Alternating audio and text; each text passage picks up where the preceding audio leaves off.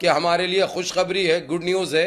इनकी UK parliament में और ओआईसी में इनके ऊपर मोदी और शाह को बैंड करना है और आरएसएस को बैंड करने की बात चल रही है। वो साबित हो चुका है और साइन हो चुकी है।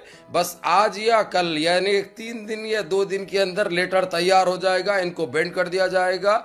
और वो लोग तो सोच विचार तो ये कर रहे हैं कि सारी आरएसएस पे पाबंदी आयद कर दी जाए। जरा दबा के शेयर कर लो, मैं वीडियो दिखाना चालू कर देता हूँ। और इस वीडियो को भी हमारे कईयों ऐसे पेजे वाले हैं, ऐसे खैर फेसबुक यूज करने वाले, उसको वो बताएं। हालांकि मैं कल इसीलिए नहीं आ सका, लाइव मेरी तबीयत सही नहीं थी, तो इसीलिए मैंने वो आके नहीं बताया, लेकिन आज ज़रूर बताऊंगा आप लोगों को, वो सारी इन्फॉर्मेशन दूंगा इंशाल्लाह। अब आप लोगों की मेहरबानी ये रहेगी कि जो है सो पूरे हिंदुस्तान के पेजों पे चलना चाहिए ये न्यूज़। अब इन्हों रो रही, इन्हों हालांकि ट्रम्प को बुलाई थी एक कार्ड खेलने के लिए, उसको 1000 करोड़ रुपए का जो है सो अपना देशवासियों का नुकसान भी कर दिया उन्होंने, ताकि इनकी वाहवाही हो, इनको बचा सके उन्हें।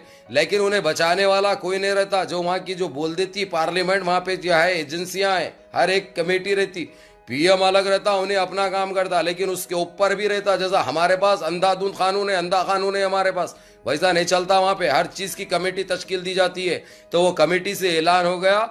एक यूके की एक वो थी जो यूके भी 3 तारीख के दिन पास कर दिया उसको पाबंदी आयद करने के लिए, मोदी और शाह, और ये मोदी सरकार को बैंड करने के लिए। अभी तो इनके बाप का जो है सो पैगाम आ चुका है, इनका बाप एक्शन ले चुका है। यहां तक के ट्रम्प को अमेरिका पहुंचते गिफ्ट भी चले गया कि इसके ऊपर ये पाबंदी आयद कर रहे हैं, बताना पड़ता। यानी उसकी कोई सिग्नेचर की या उसके राजी होने से या मना करने की जरूरत, उनकी उतनी हैसियत नहीं रहती। यहाँ पे कमेटी जब बोल देती है, फैसला हो जाता है, एक लेटर भेज देते हैं। वो लेटर ट्रम्प को भी चलेगा, ले लेके रो लेके बैठ गया, अरे मैं अब भी जाके आया वहां पे जो है सो मूत्र पी गया, कुछ भी असर नहीं हुआ, फौरन एक्शन में आ गए बोल के टाई फिश हो गई भी है। अब पूरे आरएसएस को बैंड करने की बात भी, लेकिन सारे आरएसएस को बैंड नहीं कर सके वो लोग, सारे आरएसएस को बैंड नहीं कर सके। लेकिन मोदी और शाह वहां पे मुजरिम पाए गए, दोषी पाए गए, हत्यारे पाए गए, कातिल पाए गए, और जो जाने जो लिए हैं वो लोग, उसकी वजह से इनके ऊपर फौरन एक्शन ले लिया गया, जो कि मैं बताऊंगा आप लोगों को। और उसमें हमारे अंबेडकर के बेटे का भी बहुत बड़ा योगदान था साहब, उसका भी बहुत बड़ा योगदान था। तो पहले यही खुशखबरी देख ले आप लोग।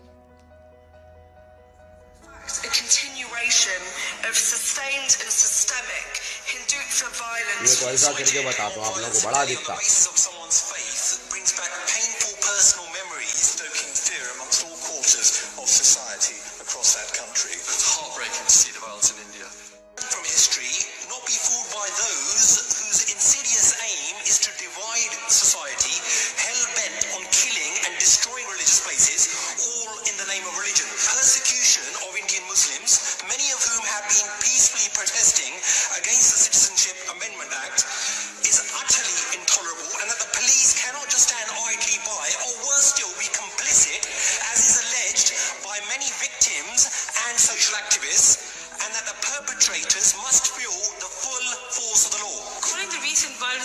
Clashes seeks to normalize far more sinister events. India is now controlled by Hindutva supremacist RSS ideology with strong historic link to the Nazi Party, and the current Prime Minister of India was a member of the RSS. What step is the Prime Minister taking to call out this discriminatory practice at the heart of the Indian government?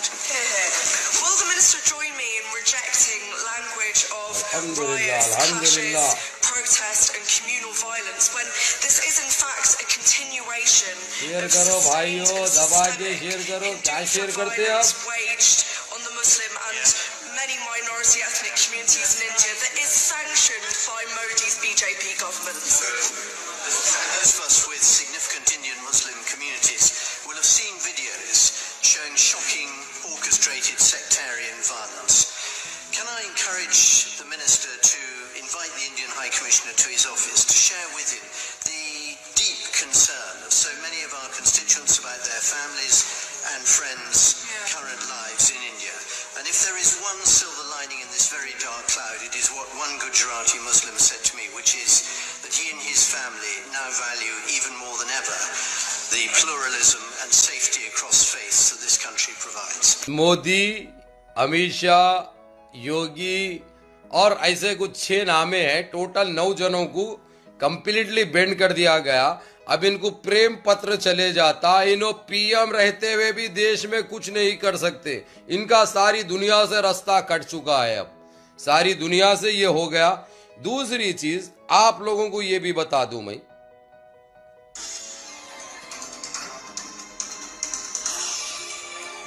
इन्नल्लाह मअस साबिरीन कहते हैं।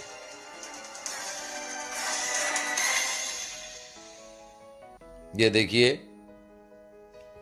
नमस्कार, स्वागत है एक बार फिर से चुनावी summer में। हम लेकर आए हैं आपके लिए बीएसपी फैमिली के कुछ और अपडेट्स।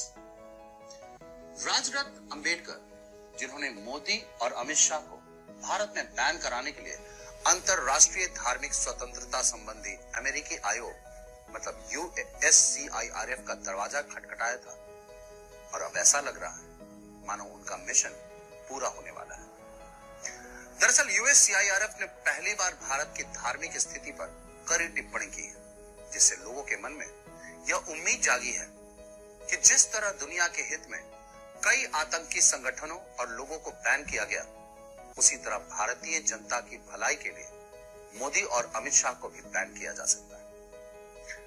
जैसा कि हम जानते हैं कि USCIRF एक अमेरिकी एजेंसी है जो दुनिया भर में धार्मिक मसलों पर रिपोर्ट तैयार करती है, और यह एजेंसी सीधा अमेरिकी राष्ट्रपति डोनाल्ड ट्रंप, अमेरिकी संसद और अमेरिकी सीनेट को रिपोर्ट देती है।